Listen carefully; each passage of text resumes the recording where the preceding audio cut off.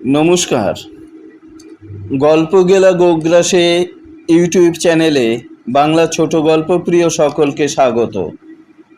এই চ্যানেলে আমি আপনাদের প্রতিদিন নানা স্বাদের পুরনো এবং নতুন লেখকদের বাংলা ছোট গল্প পড়ে শোনাব।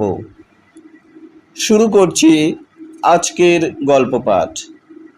শুধু দর্শক শ্রোতা, এর আগের ভিডিওতে আমি কবিগুরু রবীন্দ্রনাথ ঠাকুরের পোস্টমাস্টার গল্পটির অংশবিশেষ আপনাদের শুনিয়েছি। আজ এই গল্পের শেষ অংশ আপনাদের সামনে হাজির করছি। শুধু দর্শক শ্রোতা, দয়া করে জানাতে ভুলবেন না আমাদের এই প্রচেষ্টা আপনাদের কেমন লাগছে। লাইক, শেয়ার, কমেন্ট করতে ভুলবেন না। অনুগ্রহ করে চ্যানেলটি সাবস্ক্রাইব করতেও ভুলবেন না। তাহলে শুরু করা যাক কবিগুরু রবীন্দ্রনাথ ঠাকুরের পোস্টমাস্টার গল্পের শেষ অংশ।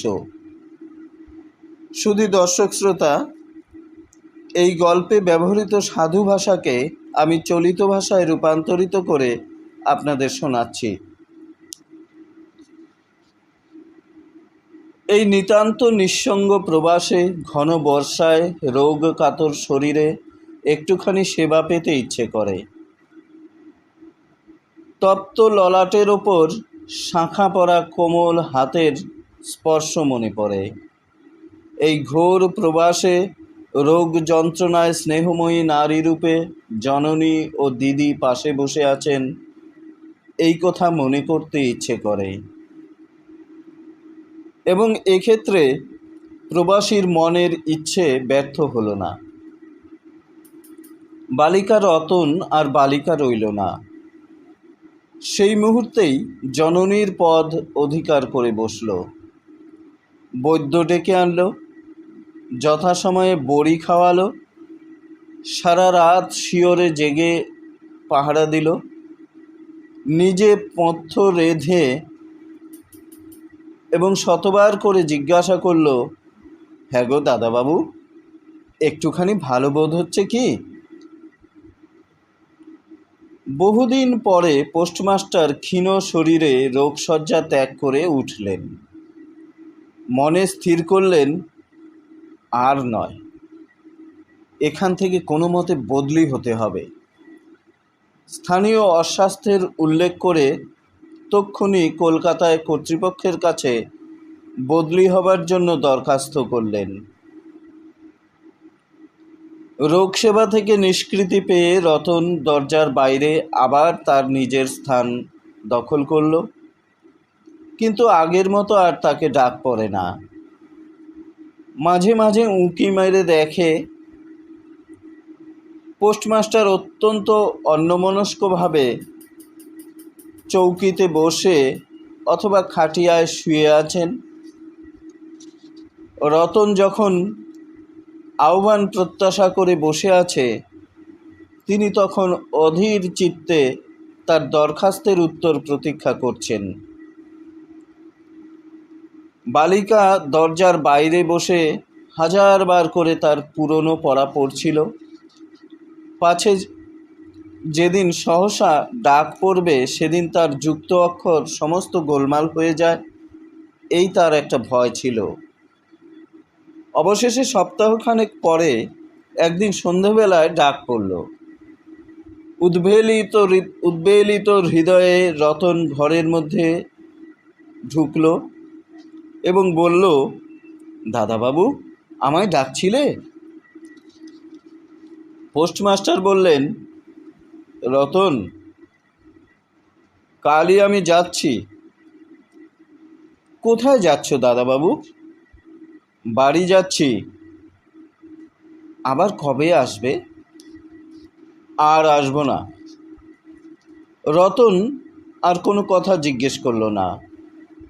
পোস্টমাস্টার নিজেই তাকে বললেন তিনি বদলির জন্য দরখাস্ত করেছিলেন, দরখাস্ত নামঞ্জুর হয়েছে, তাই তিনি কাজে জবাব দিয়ে বাড়ি ফিরে যাচ্ছেন। অনেকক্ষণ আর কেউ কোনো কথা বলল না। মিটমিট করে প্রদীপ জ্বলতে লাগলো এবং এক জায়গায় ঘরের জীর্ণ চাল ভেদ করে একটি মাটির সরার ওপর টপ টপ করে বৃষ্টির জল পড়তে লাগলো। কিছুক্ষণ পরে রতন আস্তে আস্তে উঠে রান্নাঘরে রুটি বানাতে গেল। অন্যদিনের মতো তেমন চটপট হলো না। মনে হয় মধ্যে মধ্যে মাথায় অনেক ভাবনা উদয় হয়েছিল। পোস্টমাস্টারের খাওয়া শেষ হলে বালিকা হঠাৎ তাকে জিজ্ঞেস করল, দাদাবাবু, আমাকে তোমাদের বাড়ি নিয়ে যাবে? পোস্টমাস্টার হেসে বললেন, সে কি করে হবে? ব্যাপারটা যে কি কি কারণে অসম্ভব তা বালিকাকে বোঝানো প্রয়োজন বোধ করলেন না। সারা রাত স্বপ্নে এবং জাগরণে বালিকার কানে পোস্টমাস্টারের হাস্যধ্বনির কণ্ঠস্বর বাজতে লাগলো।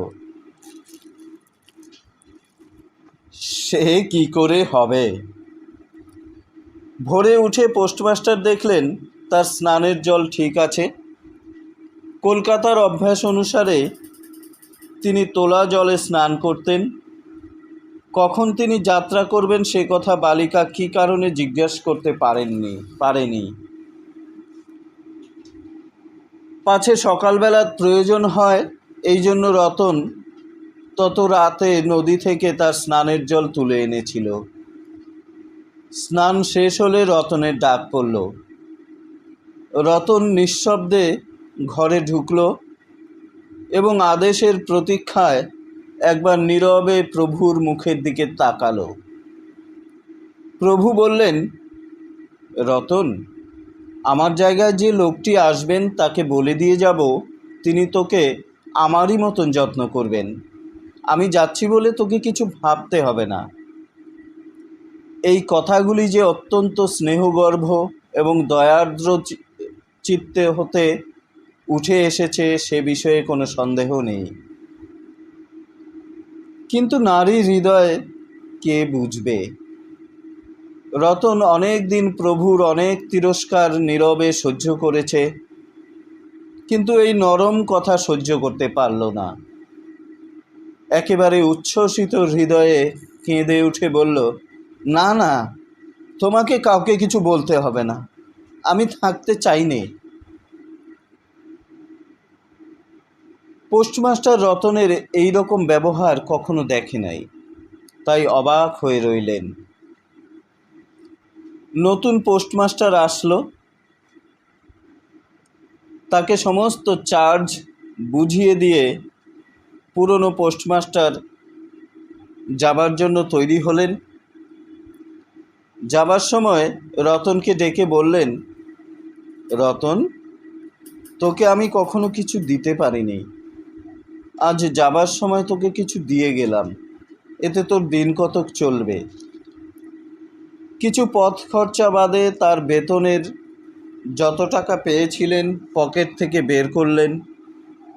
তখন রতন ধুলায় পড়ে তার পা জড়িয়ে ধরে বলল, দাদাবাবু, তোমার দুটি পায়ে পড়ি, আমাকে কিছু দিতে হবে না, তোমার দুটি পায়ে পড়ি, আমার জন্যে কাউকে কিছু ভাবতে হবে না, বলে এক দৌড়ে সেখান থেকে পালিয়ে গেল। ভূতপূর্ব পোস্টমাস্টার নিঃশ্বাস ফেলে হাতে কার্পেটের ব্যাগ ঝুলিয়ে কাঁধে ছাতা নিয়ে মুটের মাথায় নীল ও সাদা রেখায় চিত্রিত টিনের প্যাটরা তুলে দিয়ে ধীরে ধীরে নৌকার দিকে চললেন। যখন নৌকায় উঠলেন, নৌকা ছেড়ে দিল। বর্ষা বিস্ফারিত নদী ধরণীর উচ্ছ্বলিত অশ্রুরাশির মতো চারিদিকে ছলছল করতে লাগলো। তখন মনের মধ্যে অত্যন্ত একটা বেদনা অনুভব করতে লাগলেন। একটি সামান্য গ্রাম্য বালিকার করুণ মুখচ্ছবি যেন এক বিশ্বব্যাপী বৃহৎ অব্যক্ত মর্মব্যথা প্রকাশ করতে লাগলো। একবার নিতান্ত ইচ্ছে হলো ফিরে যাই, জগতের ক্রোর বিচ্যুত সেই অনাথিনীকে সঙ্গে করে নিয়ে আসি, কিন্তু তখন পালে বাতাস পেয়েছে।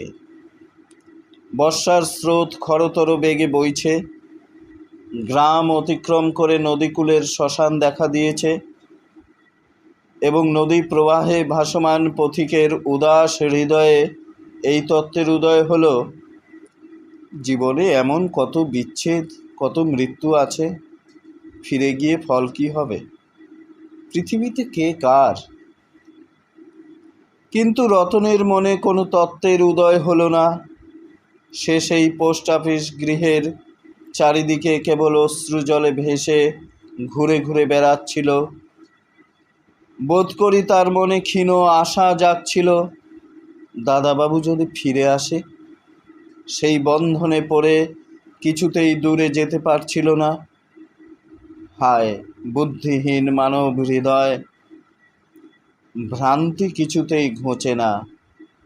যুক্তিশাস্ত্রের বিধান বহু বিলম্বে মাথায় প্রবেশ করে।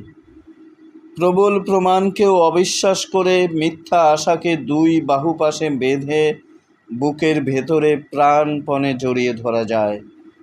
অবশেষে একদিন সমস্ত নাড়ি কেটে হৃদয়ের রক্ত শুষে সে পলায়ন করে। তখন চেতনা হয় এবং দ্বিতীয় ভ্রান্তি পাশে পড়বার জন্য মন ব্যাকুল হয়ে ওঠে।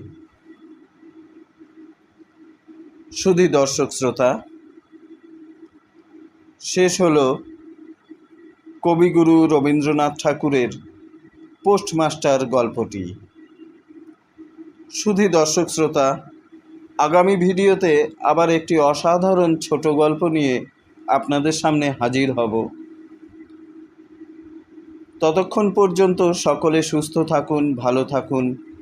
চলতে থাকুক গল্প গেলা গোগ্রাসে। ধন্যবাদ।